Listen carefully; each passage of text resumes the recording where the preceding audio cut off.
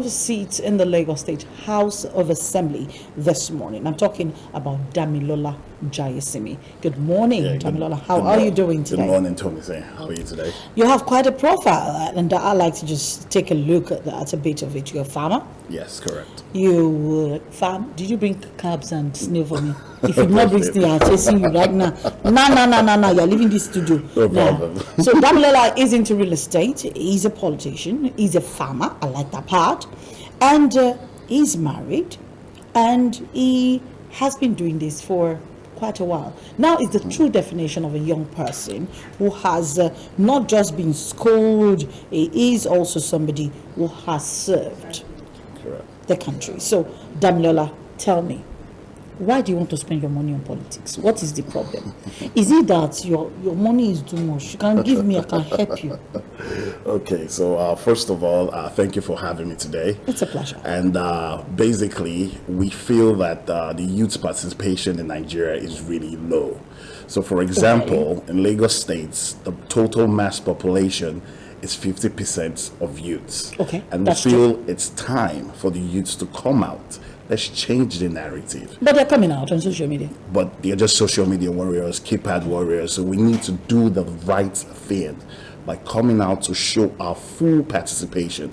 And by doing that is by joining the party, going for office, and starting from the grassroots. But you see, the problem that I have is quite a number of young people would also tell you that joining a party is their problem because they do not trust the political parties. They do not trust the structure of the parties. How do you expect me to join a party that I do not trust? Very true, you're correct. So joining the political party is the first step, and getting into the party definitely can have some lapses, can have some discouragement and everything. But the fact that you have the passion and the will, the drive to go into the party, to make an impact, to make a change. So that's the first step, because it's not easy. Politics in Nigeria is very expensive, and that's why most youths will just take to their phones, go on social media. So it's not expensive everywhere else? It's in Nigeria. There's a lot of steps and stages that you have to go through. They make it really cumbersome for the youths to come in to actually participate. Anybody, anybody. So it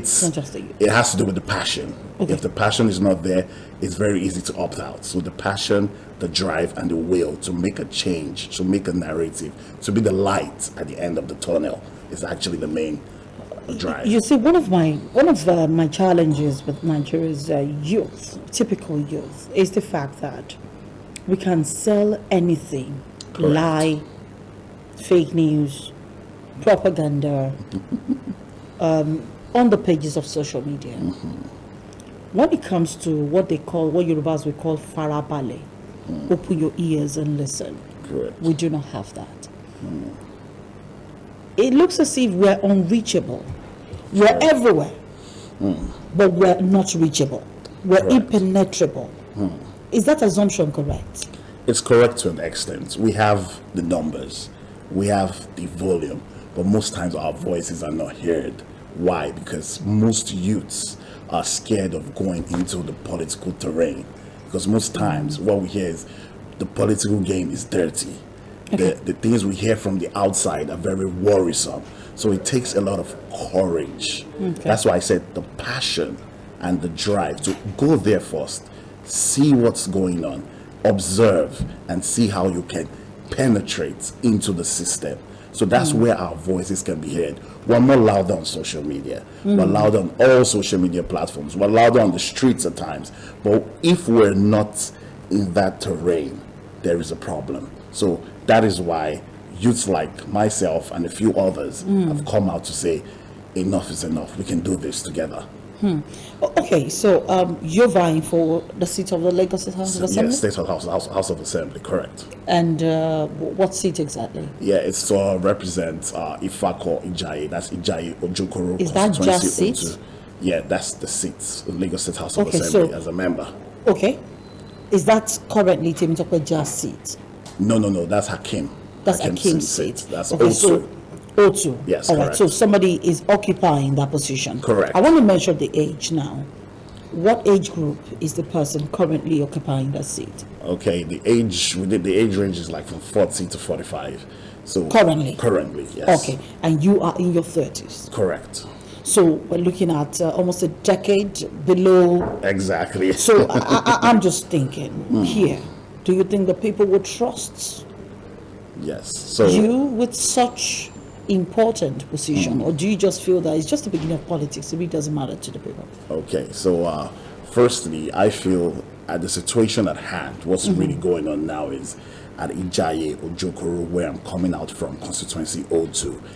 There's been little or nothing less that has been done in that constituency. So it's time that the youth. He's a lawmaker.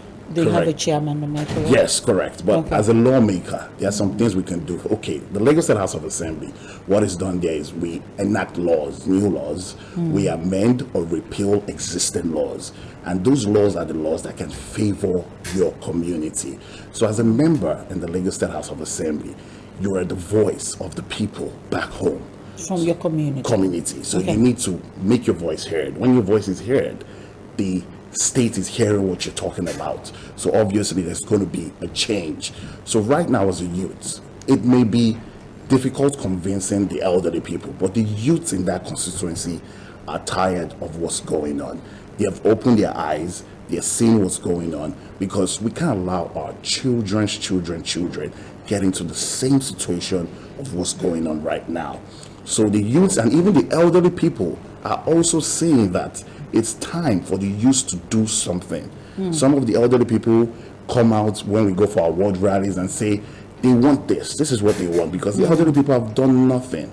So it's time. But the person is not an elderly person, and that's why I'm drawing attention to. The person in question who occupies the position, how many terms has he served? 3 terms. 3 terms. Are you saying for the 3 terms he has served, he hasn't really impacted the people Correct. directly? Correct. Now, he's a young person. He possibly started when he was in his 30s like you. Correct. He started when he was young, so he has done about 12 years. So take about 45 minus 12. You're looking at he did that when he was 33, which comes to almost your age. So I'm just thinking here, you know, what's going to be the difference? Okay. He started young. Yeah, correct. You're starting young. Correct. So what I feel is he's under a party, the ruling party in Lagos State. Okay. So most times what happens is you can be this age, but are Okay. you competent enough? Are you sound enough? Are you educated enough? Because the assembly needs an intelligent individual. It's not just about Educated? you're like educated enough to be able to pass a message about the Which situation. comes to one question I'd like to ask you here before you go back to my previous question. Is education important in choosing who should be a lawmaker? Yes, very important. Aside from being a grassroots leader, you need the education to be able to pass a volatile message to the people. You can be in the House of Assembly, you have other members there, but if you stand up to speak, the speaker himself would understand that you are talking out of a high standard level of education and your voice will be heard. So education is key.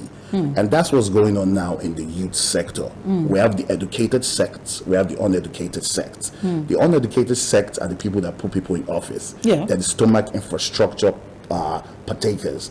So that's why now the educated sect needs to come in so we can have a viable Unfortunately, community. they get in there and they also play the game of the uneducated sect. You call them uneducated. I say they call it political education. They say is more important Correct. than classroom education. Correct. I've seen this happen time and time again, and I thought we got it right in 2015 and 2019. The first time I had a conversation with Timi Tokoja, that was why I had to ask you, are you vying for a seat? I saw an intelligent young man Right. in position. I've had a conversation with Desmond Elliott, apart from the fact that he's an actor. I've also had a conversation with him. I've had to interview him. Intelligent young man. Correct. I've had a conversation with the Igbo man that represents Oshodi constituency. Igbo man, perfectly, politically educated. And business education as well, Correct. and classroom education. So I look at all of that and I'm saying, okay, Lagos has gotten it right in terms of laws, but are they really doing enough, to put, because they say the powers that be sometimes are more of I don't want to call it an impediment, but a big stronghold that I have to contend with to deal with anything. Correct.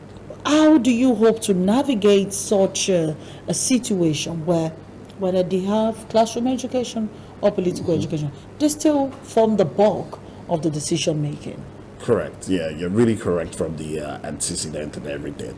So the plan that I have, because I'm a youth, and the plan of going into office is to actually bring the voice of the people heard in the assembly. Okay. So my plan is going there. I'm definitely a lot of political educated people will make the bulk of the decisions. Okay. So going there is being diplomatic. You don't push the political educated people aside and push the educated people. You bring them together and bring in wiser decisions. For example, in my constituency, most of the roads are bad. There is no borehole. Many people are out of school. Now there's ASU strike. So we have young people there on that particular party. That's the party with the power in Lagos State. So like I said before, most times these people might not be 100% capable, but because it's the ruling party in power. So now we need to come out and say that somebody else from another party would come with an unbiased decision, unbiased regulations to bring progress, peace to the community. Do you think another party stands a chance in a place like Lagos where everything seems to go on one route?